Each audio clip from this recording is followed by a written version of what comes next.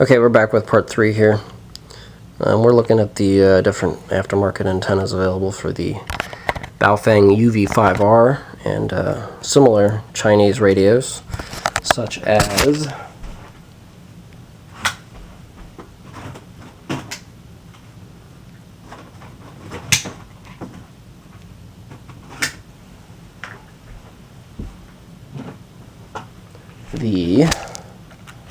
let's just put them all in a nice little line here so you can see them all. The Puxing PX888K or PX973UV, according to the box. It's the PX973UV. So this is the Puxing version of the UV-5R. The nice thing about this radio is it includes a voice inversion scrambler, which to my knowledge the UV-5R does not. Still uses the same antenna connector though, SMA female. The Baofeng BF888, the Baofeng or BHD BF828, also known as the BF888 or B888 or BF480, and the Baofeng BF666S, that's 666S. So these three radios, even though they have slightly different cases, are all obviously the same radio. They've got the same stock antenna here. And testing, 1 2 1 2, radio test. And they're all, these things are cheap. I mean, you can get them for under 20 bucks pretty easily now, and I'm starting to see them everywhere. Nightclubs, bars, construction sites. These things are all over the place, and I imagine a lot of people are using them without ever reprogramming them. They're just using the pre-programmed frequencies, which, interestingly enough, 3 of them, I believe, are GMRS channels. And then this is the first Chinese radio I ever bought. This is the Quansheng TG-UV2, which is a nice radio. Are possible with these storms. Rainfall amounts of up to 1 inch are possible with these storms. So that's 162.45. And you can tell that this can hear with the stock antenna. 20 p.m. 5 p.m. Port ticket around 6:30. Just as well as the UV-5R can hear with the aftermarket antenna. So don't discount this radio. Quansheng TG-UV2. This is a nice little radio. And I don't know if they make a high capacity pack for it, but the stock pack for this guy performed well. This radio has been heavily abused and looks really good. A little more expensive than the UV-5R. You'll probably get 2 5Rs for the price of one of these, but good radio. Okay. So now that you've seen the fact that I have 100 radios, bear in mind that these 3 are UHF only, and you have to program them either using the stock software, which is god-awful. I did do a video a couple years ago of the stock software called BF480 programming, and that's the stock software for these radios. Or you can use Chirp, which I believe was originally designed for the UV-5R or maybe the Waxun radios, but it works perfectly with these Baofengs. It's kind of cool. They all seem to use the same programming software and cables and all that stuff, which we can thank the Chinese for not caring about copyright and other such laws for that. So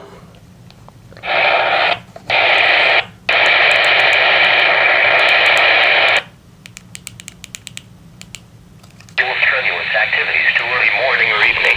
No, the signs and symptoms of heat exhaustion and heat stroke. Wear lightweight and loose-fitting clothing when possible, and drink plenty of water to reduce risk during outdoor.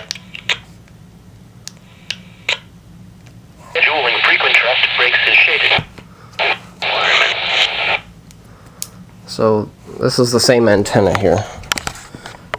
the Smiley Slim Duck, cut for 150. I know it looks a little shinier on this radio, but that's just the lighting. Humidity 5%, and the barometric pressure was 30.00 inches and steady. Now for some observation. Building or vehicle. Here are the river level. So there's nothing else on the Partly sunny, 73 degrees. other WX channels. So if we go to, let's see here, none of these are really active except in emergencies, and I'm not going to transmit on them regardless because they're public safety frequencies. But as I said in the earlier video, there was some activity on one of the interoperability channels statewide, EMS 155.205, which I had planned on demonstrating for this video, but then they went away. So I've got the MURS channels, a couple of VHF marine channels, The extended outlook for the future. and the weather channels on this. The interop and disaster channels on B, band B, or zone B I should say, and then some ham freaks on zone C. Washington. So the antenna on this, the Smiley antenna again comes with the rubber gasket there, which you probably can't see, but for the Motorola radios, I highly recommend the Smiley Antenna Slim Duck or the 5/8 wave Slim Duck, which I now have on one of the UV-5Rs, but it'll be replaced since the standard setup is to have the 5/8 wave with the Motorola. Since the Motorola is part of my grab and go kit with the radios, and I use that as my personal radio in addition to having a UV-5R, just because the UV-5R is field programmable. So lots of different radios. We've seen the slight differences between the 2 or 3 generations, depending on how you want to look at it. I guess we can safely say 2 generations of UV-5R here, which again, I don't think you can tell the difference in the size of the font here, but this is smaller than this. The Baofeng is smaller on the older ones than it is on the newer ones. And of course the menu differences, the frequency programming. Look at some of the features that will affect the region over the next several days.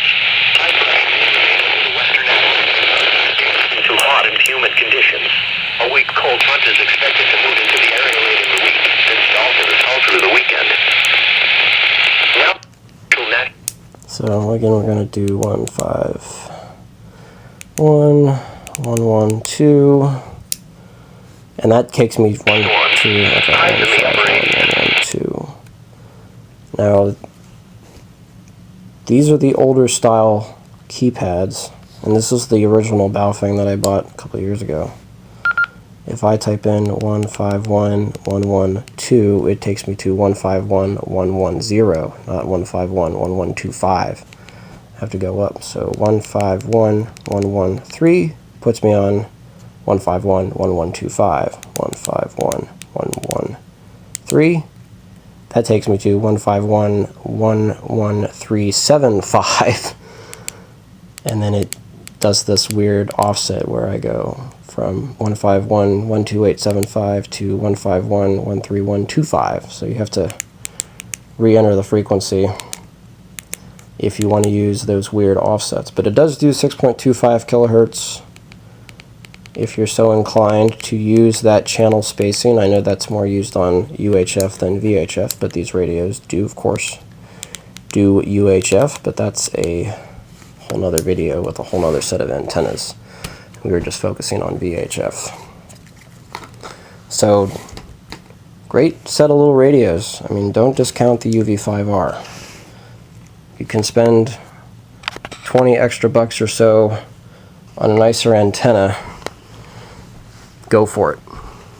Make Spend some extra money on the extended battery pack, 3800 milliamp hour one, and then get a nicer antenna, and it'll make a world of difference. I know it doesn't seem like it now with this example, but that didn't work as well as I had planned. Just want to show one more thing here. And a new one.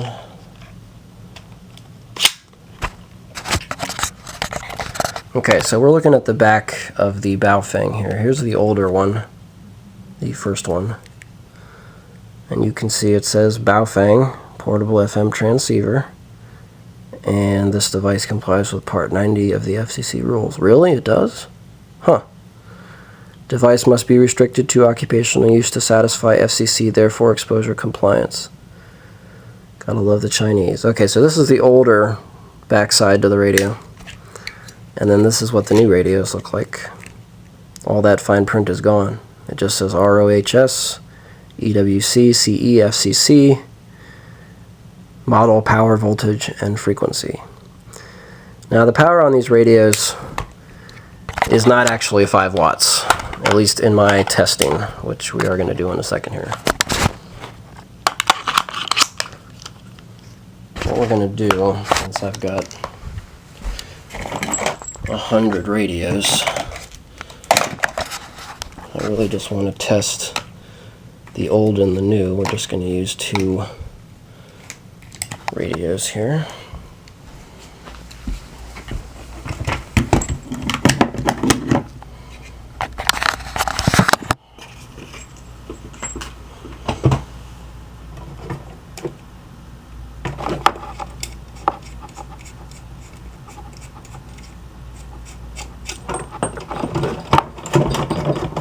Sorry, I'm disconnecting my watt meter from the base station.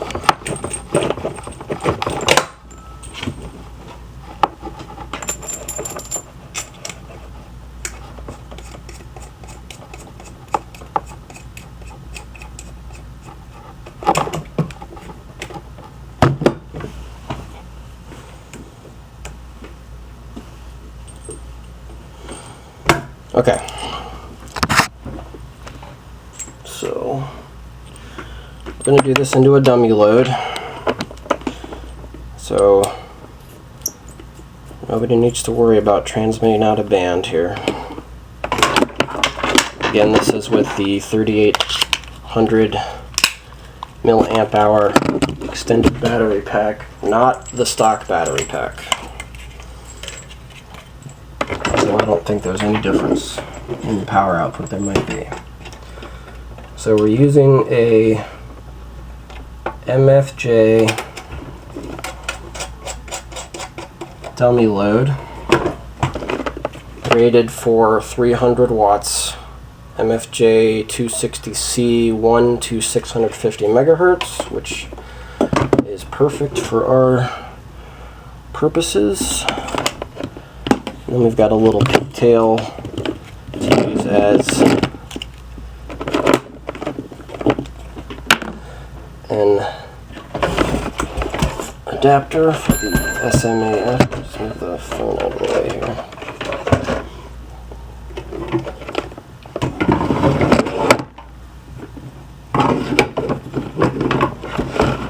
Man, my shack is messy as hell.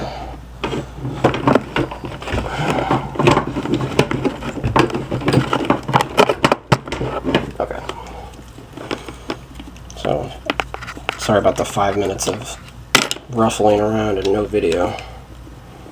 You will have video in a second.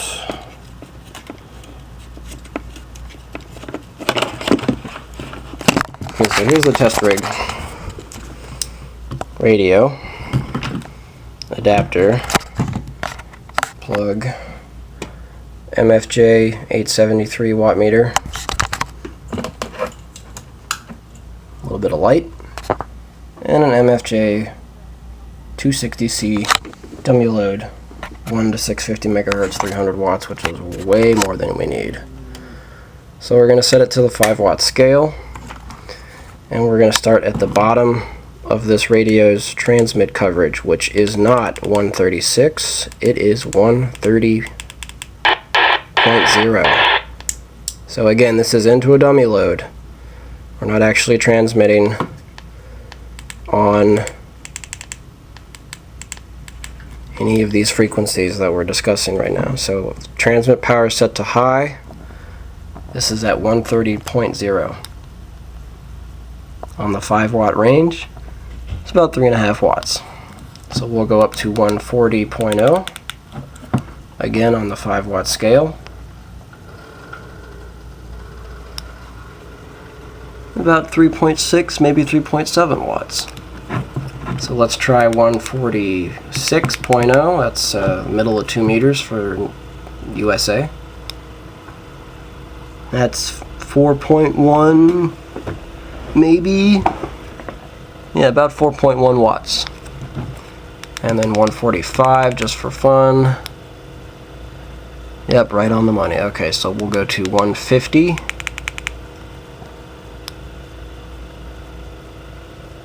Yep, 4.1, 160. Dropping down to about 3.6.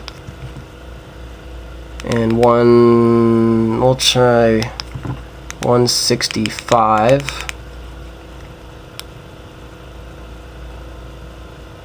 Went back up to 4.1. Okay, hold on. 160, 000. Oh, you can see 160.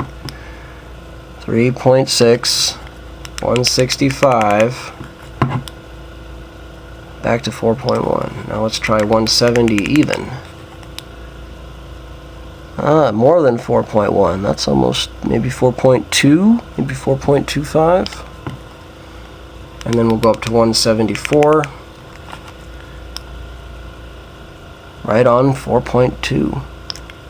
So 151.940, which is MURS channel 3 in the USA. Almost right on 4 watts. So let's go ahead and do UHF real quick just for fun. 400, which is the bottom of the range for UHF. These things do 400 to 520 on UHF, so this is 400.0. 3 watts. Do 420, the bottom 70 centimeters. About 3.5. 430. Just over 3. 432. Almost right on 3. We'll do 440. Also just above 3, and for your European guys, 446.1, which is the PMR 446. 3 right on the money. Now we'll go up to 450. Also 3, 462.5625. That's FRS channel 1. Just above 3. Now we'll go up to 470. And that's just below 3, about 2.75 maybe 2.8. Alright, 477.0 for Australian UHF CB. 2.25. That's on high power. Low power's half a watt all across the band. Go up to 500.0. Wow, it's really dropping down. 1.5 maybe 1.4. 510. Still at 1.5. 515. Back up to almost 2. 520. 9875. That's the top of the coverage. Right on 2. So a little bit of variation on UHF. Not so much on VHF. Again, this is into a dummy load. Yeah, that's a nice solid 4 watts on VHF 150. I just did 151.0. 751.820, that's MURS 1. At 4 watts. And then we'll drop the power down to low, 500 milliwatts, which is perfect. And that's the same for UHF. I'm on FRS channel 1, 462.5625, and it's just under 500 milliwatts. So power output wise, it's actually legal on FRS, which is kind of weird. Of course, it's not legal in other ways, but you'll find a lot of people using these radios or using them for FRS, PMR 446, MURS, Freenet, and other similar services. So if you get yourself a UV-5R, or you've got yourself a UV-5R, get an external antenna and get a aftermarket rubber duck for it. It'll make a big difference.